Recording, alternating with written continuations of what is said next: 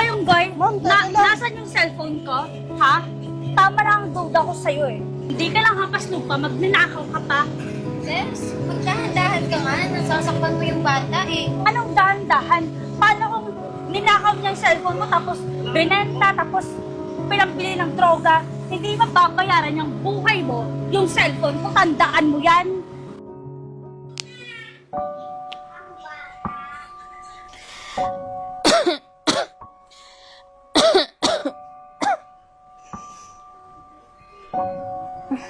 Asan na ba yung gamot ko? O Nay, ba't po kayo bumangon? Halika po.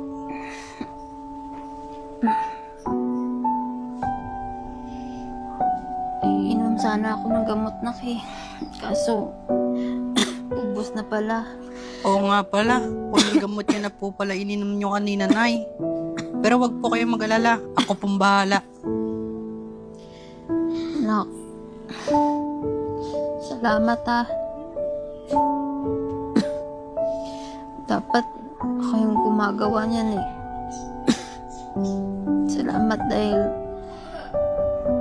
sa mura mong edad na yan, marunong ka na maging isang responsableng bata.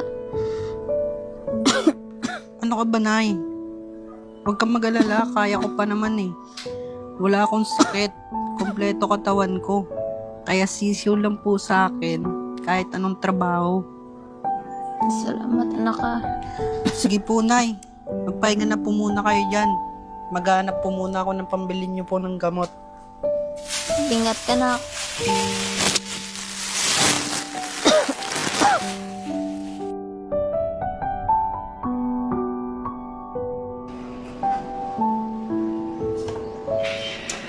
Ano ba yan? Napakatagal.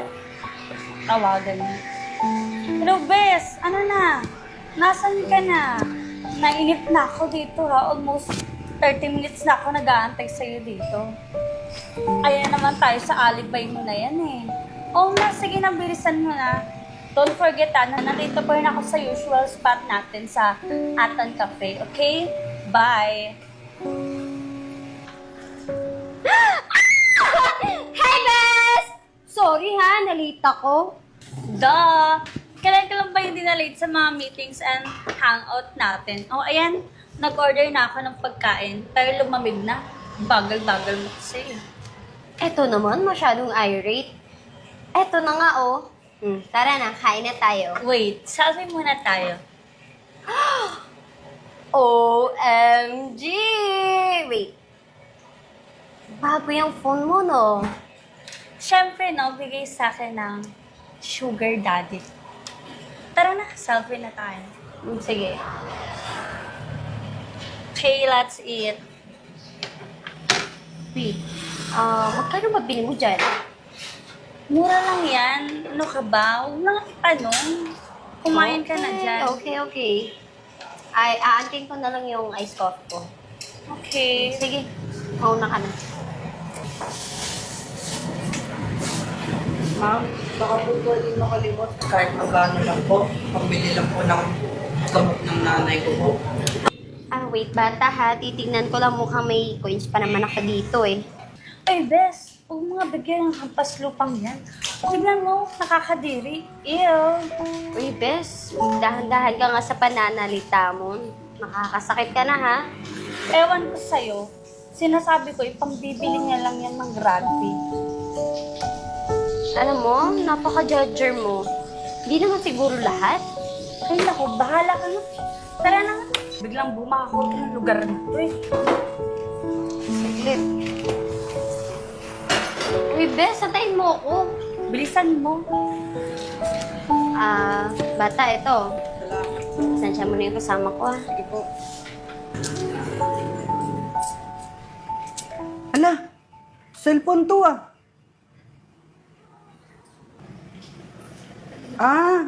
yung mataray pala yung may-ari nito.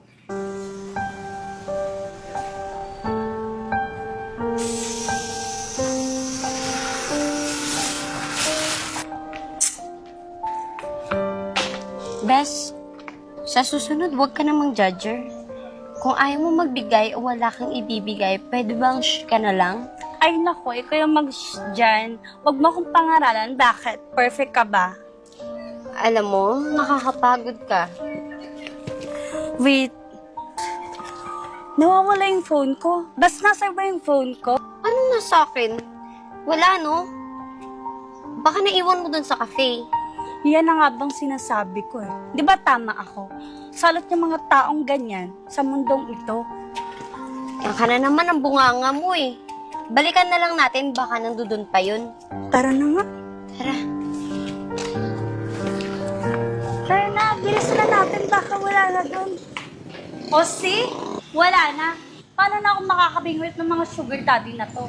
See, tama talaga yung hinala ko. Hindi lang hampas lupang batang yun, hindi magnanakaw pa. Tara na nga, magpa-battle na tayo. Ma'am! Ayong boy, Ma'am, teka lang. nasan yung cellphone ko? Ha? Tama na ang duda ko sa'yo eh. Hindi ka lang hampas lupa, magnanakaw ka pa. Bes, magdahan-dahan ka nga. Nasasaktan mo yung bata eh. Anong dahan-dahan? Paano kung ninakaw niya yung cellphone mo tapos binenta tapos pinagbili ng droga, hindi mababayaran yung buhay mo, yung cellphone mo, tandaan mo yan. Teka lang po. Baka po pwede po muna magpaliwanag. Kaliwanag, ha? Ano? Nasaan na yung cellphone ko? Binenta mo na. Pinambili mo ng droga, Bes, ano? ano ba? Makinig ka nga muna.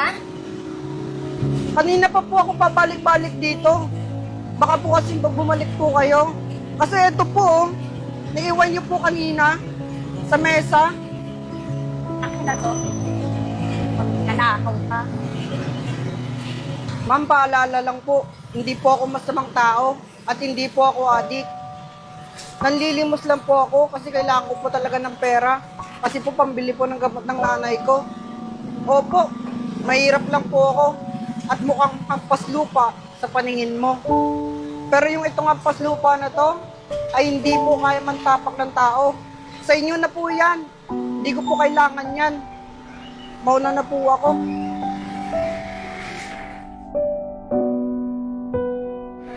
Kita mo na? Palagi mo kasing pinangungunahan lahat eh. Nakakarindi na yung talak ng talak mo. Alam mo, nakakapagod kang maging kaibigan. Mabuti pa nga yung batang yun eh. Kahit nangangalakala o nangangalimos, at least, hindi nangaapak ng ibang tao. Sana, matuto ka namang gumalang kahit mababa sa'yo. Ikaw nga to eh. Hindi ka marunong magtrabaho dyan. Umaasa ka lang sa mga sugar daddy mo. Alam mo, FO na tayo. Ayaw na kita maging kaibigan. Uy, be, sorry na. Nakakairita naman. Ay, bata. Saglit. Bakit po? Pasensya ka na dun kanina ha. In behalf of my friend, ako na yung humihingi ng tawad sa'yo. Tsaka, eto nga pala, maliit na halaga lang to pero sana makatulong sa inyo ng nanay mo. Eto, tanggapin mo. Maraming salamat po, ma'am. Malaking tulong po ito sa amin. May pambili na po ako ng gamot ng nanay ko. Salamat po talaga. Uwi na po ako. Inaantay po ako ng nanay ko. Sige, mag-iingat ka ha. Sige po. Pasensya na ulit. Maraming po salamat ulit.